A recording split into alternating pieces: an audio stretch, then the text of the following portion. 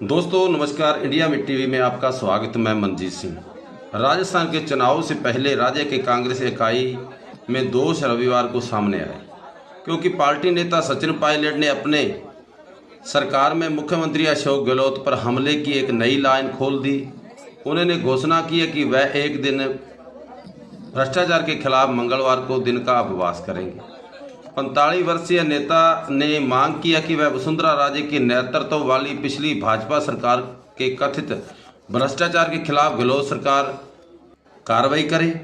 श्री पायलट ने कहा कि लोगों का आश्वस्त करना आवश्यक था कि वे कांग्रेस सरकार 2018 के विधानसभा चुनाव से पहले किए गए अपने बयानों और वादों पर काम कर रही है। श्री पायलट ने कहा कि लोगों का आश्वस्त करना आवश्यक था कि कांग्रेस सरकार 2018 के विधानसभा चुनाव से पहले किए गए अपने बयानों पर वादों पर काम कर रही है। उन्होंने कहा कि सरकार आबकारी माफिया, अवैध खनन, भूमि अतिक्रमण और ललित मोदी हल्फनामे के मामले में कार्रवाई करने में विफल रही है।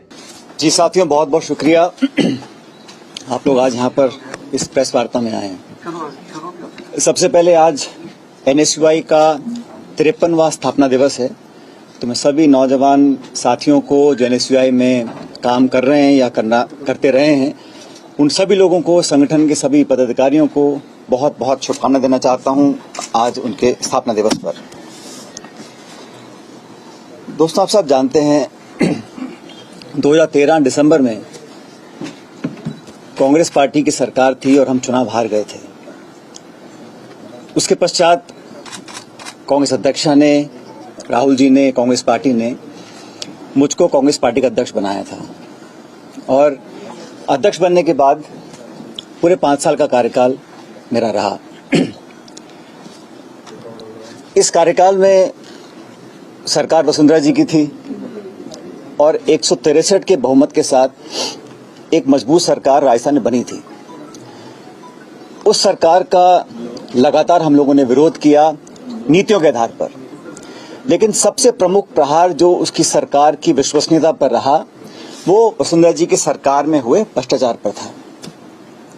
हम लोगों ने लगातार एक जिम्मेदार विपक्ष की भूमिका निभाई और जो जो भ्रष्टाचार के प्रकरण सामने आए उसको हमने उजागर किया, जनता तक लेकर गए और मुझे लगा कि हमारी बात को कांग्रेस के कार्यकर्ताओं की, हम नेताओं की जो आवाज थी, जो बात थी, जो तथ्य थे, जो प्रमाण थे, उनको जनता ने स्वीकार किया। यही कारण था कि 5 साल की सरकार के बाद जब चुनाव हुए तो जनता ने हमारे बातों पर विश्वास किया और 163 से वो 70-71 पर आकर रुक गए थे। इस पूरे कार्यकाल में जो आरोप लगे वसुंधरा जी की सरकार पर, वो आरोप हम सब लोगों ने मिलकर लगाए, कांग्रेस पार्टी के नेताओं ने, मैंने अध्यक्ष के नाते और तमाम सभी नेताओं ने। और हमने ये जनता से वादा किया था कि भाजपा के और वसुंधरा जी के कार्यकाल में जो जो करप्शन के इश्यूज सामने आए हैं उसका हम प्रभावशाली तरीके से, निष्पक्ष तरीके से जांच करवाएंगे और दोषियों को सजा देंगे। मैंने कभी भी प्रतिशोध की भावना के साथ या द्वेषपूर्ण भावना के साथ कार्रवाई करने पर ना कभी मैं पहले सहमत था, ना आज सहमत हूं। लेकिन ये बात भी सच है कि विपक्ष में रहते हुए हमारी जो विश्वसनीयता थी वो तभी कायम रह सकती है जब हम अपनी बात पर खरा उतरें। इसको लेकर मैं बहुत चिंतित था और आज से लगभग सवा साल पहले मैंने मुख्यमंत्री अशोक गहलोत जी को चिट्ठी लिखी। उनको मैंने कहा, तो चिट्ठी मेरे साथ है, मेरे सामने है, मैंने बड़े विस्तार से पूरे घटनाक्रम का विवरण उसमें रखा और मैंने कहा कि हमारी सरकार को बने अब लगभग 3.5 साल हो गए। उस समय अब समय आ गया कि हम लोग अपने वादों पर खरा उतरें। जो आरोप हमने लगाए थे, गहलोत जी ने लगाए, मैंने लगाए, भूमाफिया के, शराब माफिया के, खनन माफिया के, 9TP को लेकर, ललित मोदी को लेकर, खान माफिया को लेकर, खान का बड़ा घोटाला हुआ था, वो सारे पब्लिक डोमेन में हैं। मैंने उनसे आग्रह किया था कि 1.5 साल बचा है चुनाव में और हम लोगों को, कांग्रेस जनों को ये दिखाना पड़ेगा कि हमारी कथनी और करनी में फर्क नहीं है। मैंने तमाम जो हमारे स्टेटमेंट्स थे, जो हमने प्रतिक्रियाएं दी थी, जनसभाओं में, प्रेस वार्ता में जो आरोप लगाए थे, वो सब उनको मैंने दिए और उसकी कॉपी मैंने एआईसीसी में तमाम लीडरशिप्स को दी कि हम चाहते थे संज्ञान इसका लिया जाए। ये पहली चिट्ठी मैंने लिखी थी 28 मार्च 2022 को। उसका मुझे जवाब नहीं मिला, तो फिर मैंने 2 नवंबर 2022 को एक और चिट्ठी लिखी। उसमें उनको बड़ा विनम्रता से आग्रह किया कि मैंने आपको पहले लिखा था, ये प्रकरण हुए, ये आरोप आपने लगाए, मैंने लगाए, पूरी कांग्रेस पार्टी ने लगाए और जनता ने हमारी बातों को विश्वास किया। तभी तो हम लोग जहां सिर्फ 21 सीटों पर रह गए थे 2018 के चुनाव में, 2013 के चुनाव में 21 से लेकर हम 100 तक पहुंचे, तो हमारी बात पर लोगों ने विश्वास किया था। चिट्ठी लिखी मैंने 2 नवंबर 2022 को, उसका भी जवाब मुझे मिला नहीं। और हम चाहते हैं कि जब जनता के बीच जब सिर्फ 6 महीने का 7 महीने का समय बचा है, तो हम लोग पब्लिक में जाएं, उससे पहले हम लोग कुछ कार्रवाई करें। आप जानते हैं कि भारत सरकार ईडी, सीबीआई, इनकम टैक्स, तमाम एजेंसीज का दुरुपयोग कर रहा है और ये पूरा देश जानता है, इस बात को संपूर्ण विपक्ष बोलता है, हम लोग भी बोलते हैं कि एजेंसीज का दुरुपयोग किया जा रहा है भारत में। और 95% जो छापे, नोटिस, कार्रवाई हो रही है ईडी के माध्यम से, वो विपक्षी नेताओं के ऊपर हो रही है। इसको लेकर विपक्ष की तमाम पार्टियां न्यायालय तक भी गई हैं। तो एक तरफ तो केंद्र सरकार एजेंसीज का दुरुपयोग कर कर जो कांग्रेस की लीडरशिप है उनको टारगेट कर रही है।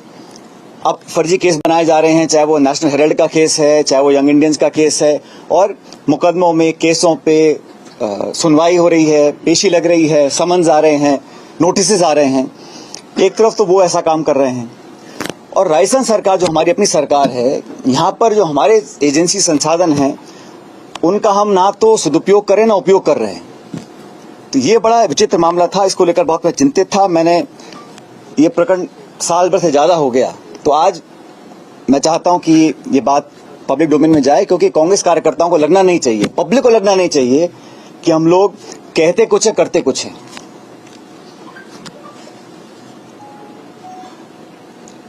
हमारे विरोधी इस भ्रम को फैलाने की भी कोशिश कर सकते हैं कि कहीं कोई मिलीभगत तो नहीं है, क्योंकि कांग्रेस के पिछले कार्यकाल में भी जब हमने 22,000 करोड़ का घोटाले का आरोप लगाया था, उस समय कांग्रेस सरकार ने भी एक माथुर आयोग का गठन किया था। लेकिन न्यायालय ने कहा कि जो गठन हुआ है आयोग का, वो प्रॉपर तरीके से नहीं किया गया, उसमें कोई लीगल कमियां रह गई थी और उसको खारिज कर दिया। तो ये भ्रम भी फैलाया जा सकता है विरोधियों के माध्यम से। हमारे विरोधी बोल सकते हैं कि भाई ये तो मिलीभगत यहाँ पर हो रही है। और वसुंधरा जी का कार्यकाल हम सब ने पब्लिकली कहा कि राजस्थान सरकार का सबसे भ्रष्ट कार्यकाल था और तमाम प्रकरण सामने आए, उसकी लिस्ट मैं आप लोगों को अभी देता हूं। तो इस धारणा को तोड़ना, प्रभावी तरीके से तोड़ना कि कहीं ऊपरी मिलीभगत तो नहीं थी, बहुत जरूरी हो गया, क्योंकि चुनाव में अब सिर्फ 6-7 महीने का समय रह गया है।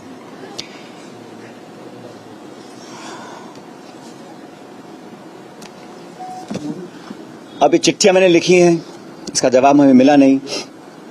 और जैसा कि आप जानते हैं कि जब ये खान घोटाला हुआ था, 45,000 करोड़ रुपए का आरोप हमें लगाया था सरकार के ऊपर, और हमने मांग की थी कि इस घोटाले की जांच सीबीआई से की जाए।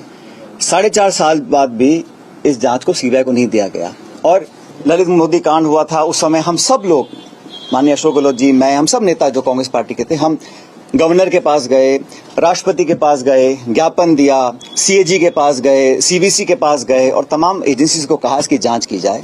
तो आज जब 4.5 साल पूरे हो गए सरकार के, कांग्रेस सरकार के, तो भ्रष्टाचार, करप्शन के ऊपर जो हमारी एक नो टॉलरेंस पॉलिसी है करप्शन को लेकर, उसको और पुख्ता करने के लिए हम चाहते थे एक विस्तारित, पारदर्शी और प्रभावी कार्रवाई करी जानी चाहिए। अभी तक वो कार्रवाई करी नहीं गई है। और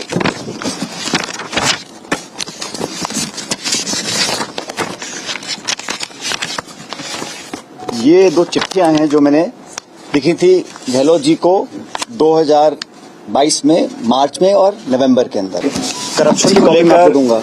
गहलोत साहब ने जो बातें बोली हैं, इससे कहीं ज्यादा मैंने भी बोली थी और हमने मिलकर बोली थी। और मैं समझता हूँ समय आ गया कि इस पर हम अपनी स्थिति स्पष्ट करें।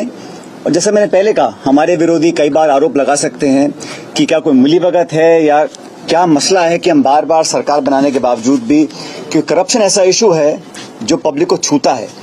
और हम जब दोबारा चुनाव में जाएंगे तो हमारी बात पर कोई इकबाल करे, इसलिए जरूरी है कि हम प्रभावी, पारदर्शी और समय सीमा निर्धारित, और साथियों अगर निष्पक्ष जांच में, कि करप्शन ऐसा इशू है जो पब्लिक को छूता है, और हम जब दोबारा चुनाव में जाएंगे तो हमारी बात पर कोई इकबाल करे, इसलिए ज़रूरी है कि हम प्रभावी, पारदर्शी और समय सीमा निर्धारित, और साथियों नहीं होगी तब तक कैसे लोग मान लेंगे हमारी बात को। अगली बार जब हम जाएंगे कि भाजपा के हमारे साथी वसुंधरा जी की सरकार में जो कांड घोटाले हुए थे वो सही थे या गलत थे।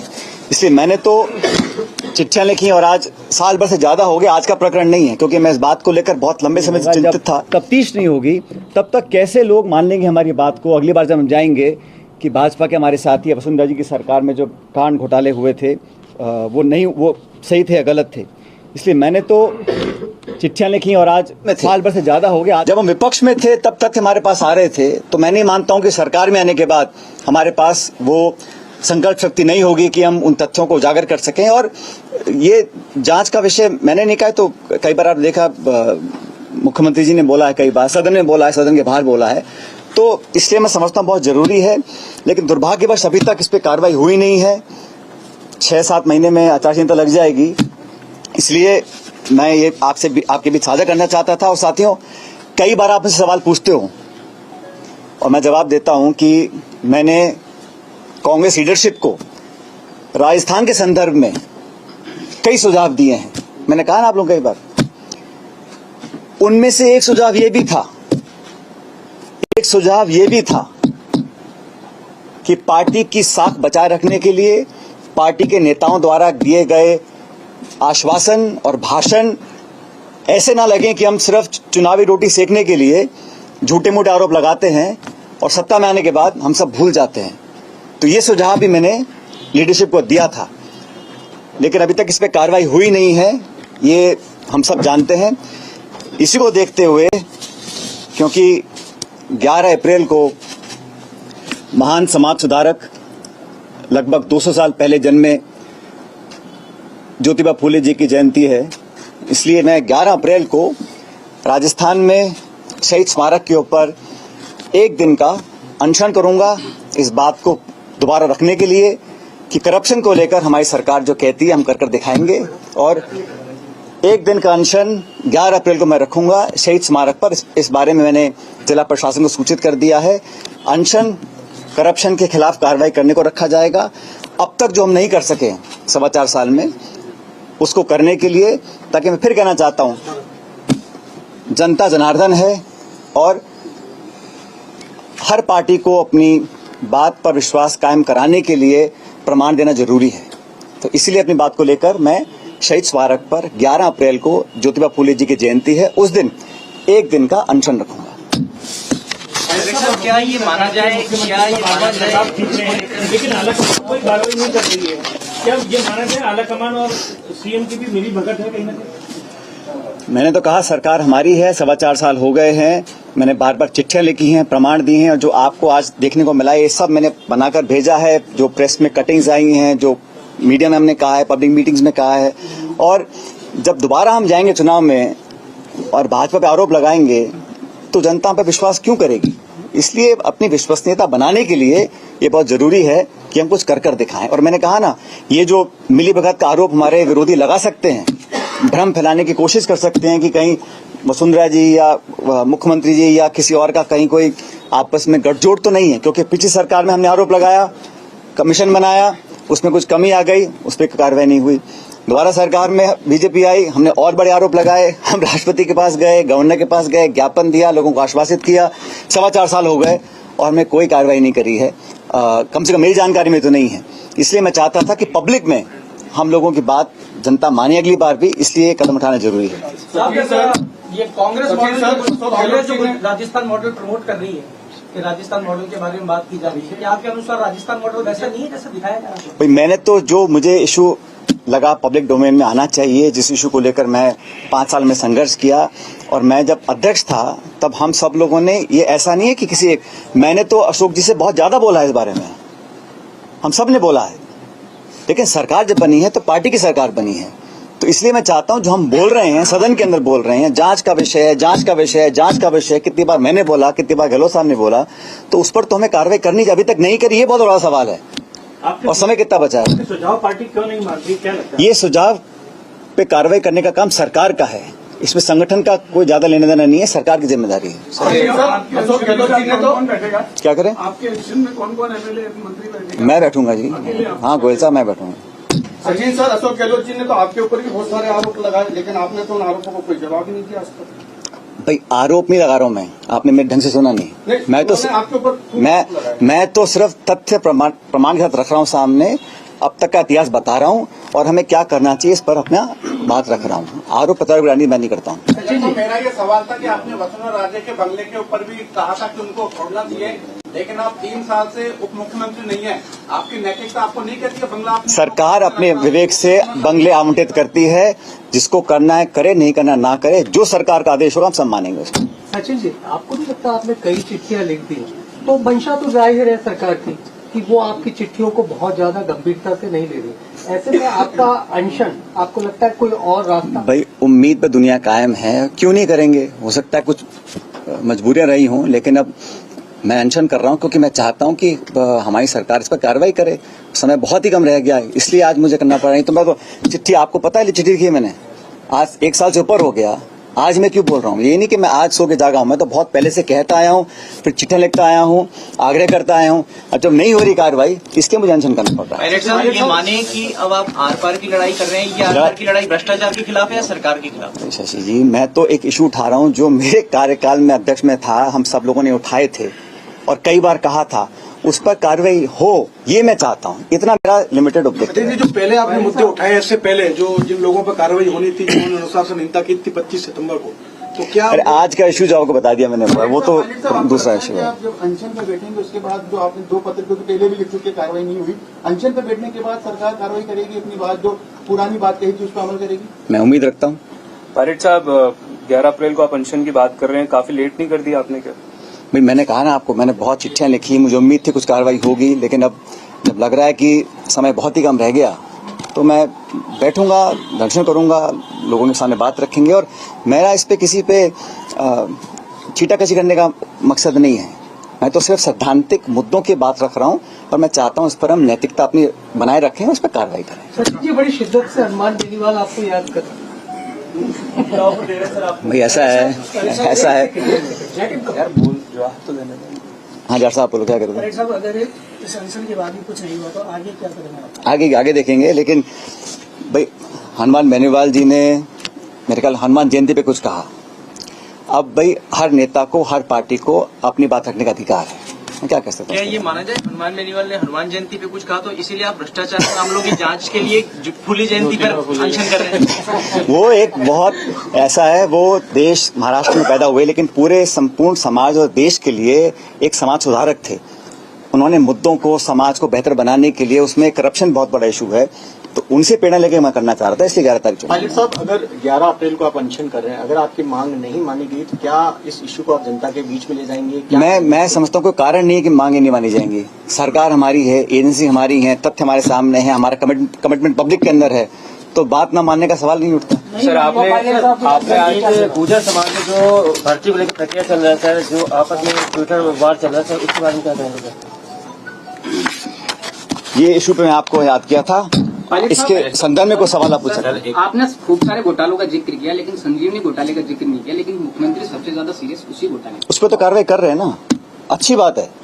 किसी भी करप्शन को उजागर अगर वो होता है, उस पर कार्रवाई हो, तफ्तीश हो, पुलिस केस बने, इंक्वायरी हो, FIR हो, उसमें अच्छी बात है, तो सच्चाई सामने आनी चाहिए, उस पर करें, बहुत अच्छा कर रहे हैं। लेकिन जिन पे नहीं कर रहे हैं उस पर भी करना चाहिए, मैं कहना चाहता हूँ। पायलट साहब, संजीवनी घोटाले में सरकार प्रोएक्टिव होकर काम कर रही है, SOG के माध्यम से पहले आरोपियों को बुलाया जा रहा है, केस दर्ज कराया जा रहा है।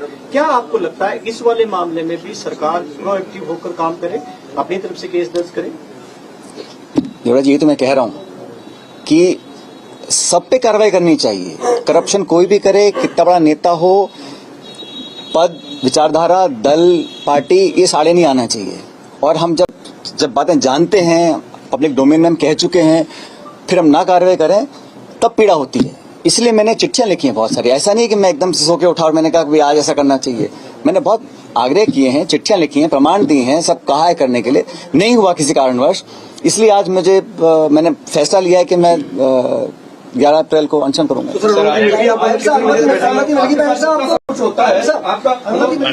कितने बजे से बैठेंगे? 11 बजे से। टाइम टेबल एक दिन का अनशन कर रहा हूं। मैंने सूचित कर दिया जिला प्रशासन को कि शहीद स्मारक पे 11 बजे बैठूंगा। आप अकेले बैठेंगे, आपके साथ कोई और भी विधायक बैठेंगे? मैं तो अकेली बात कर रहा हूँ आप लोगों से। सर, आपके साथ सब कुछ होता है, पिछले 4.5 सालों में बहुत कुछ हुआ है। आपका बीपी क्या नॉर्मल रहता है या? मेरा बिल्कुल नॉर्मल रहता है। हाँ, भाई साहब, आपने बात कही कि आपने ना केवल चिट्ठियां लिखी है मुख्यमंत्री अशोक गहलोत को, पर जो प्लान आपने आला कमान के साथ डिस्कस किया था राजस्थान में कैसे सरकार वापस आए, उसमें भी आपने बात, मैंने एक तो खुलासा कर दिया, आपने बात कही थी। तो क्या आला कमान की भूमिका पर भी आप सवाल? जी, मैंने आप मुझसे बार बार पूछते हैं, तो मैंने कहा कि कांग्रेस लीडरशिप को जो मैंने सुझाव दिए हैं प्रदेश के संदर्भ में, देखो अगर परिपाटी तोड़नी है तो कहीं ना कहीं ये भ्रम तोड़ना पड़ेगा कि यहाँ कहीं किसी की मिलीभगत भी है, क्योंकि 30 साल तक लगातार भाजपा कांग्रेस हो रहा है। और हम सब बोलते हैं कि सरकार लाना जरूरी है इस बार, तभी लोकसभा चुनाव में हम लोग चुनौती दे पाएंगे एनडीए को। और ये राज्य बहुत महत्वपूर्ण है हमारे लिए, छत्तीसगढ़, मध्य प्रदेश, राजस्थान। तो यहाँ पर इस स्टेट को लेकर जो सुझाव मैंने दिए थे उनमें से एक सुझाव ये भी है, ये कहना चाह रहा हूँ आपको। अब पता पड़ गया होगा। पेपर लीक पर भी हुआ और आंदोलन वीरांगनाओं का भी हुआ, लेकिन उनको बड़ी बड़ी घोषणाओं से ढक दिया गया। क्या आप मानते हैं कि आपका अनशन कारगर साबित होगा या उससे भी ढक दिया? भाई, उम्मीद पर दुनिया कायम है, करता हूँ इसको। पायलट साहब, आइए। कल की जो घटनाक्रम थी, तैयारी कर रही है। कल मशाल जुलूस में जो घटनाक्रम हुआ, बताया जा रहा है कि धक्का मुक्की और जो भी हुआ सब आपके पार्टी के ही विरोधियों ने आपके साथ कुछ गलत हैपनिंग, कुछ हैपनिंग हुई। जाखोरा के साइया मार सके